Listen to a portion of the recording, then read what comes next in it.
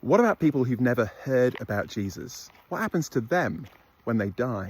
I think this is a really important question because it would seem unfair, wouldn't it, if on the day of judgment, God says to some people, I'm sorry, you were just born in the wrong place at the wrong time. I mean, how would that be justice?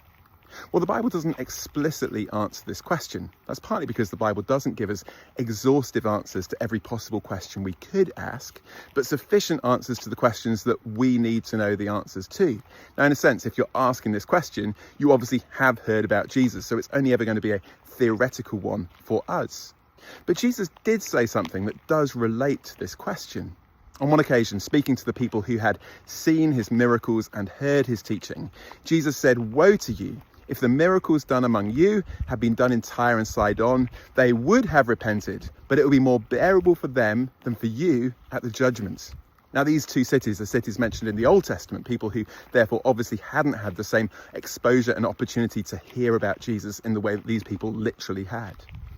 But Jesus says in these words three really interesting things. Firstly, he understands that some people do have more opportunity than others. Some people literally heard Jesus with their own ears. Secondly, God takes this into account at the judgment somehow. But thirdly, it also shows us that God not only knows what we have done with what we did know, but also what we would have done with what we didn't know. He knows our hearts, and therefore we can trust him to be absolutely fair in this regard.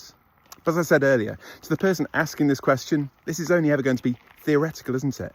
We have heard, in fact, far more people in the world have had the opportunity to hear than we might think. But the fact that you're watching this video, you've got wonderful opportunities to find out more about Jesus. Our question, therefore, is what are we going to do with what we know?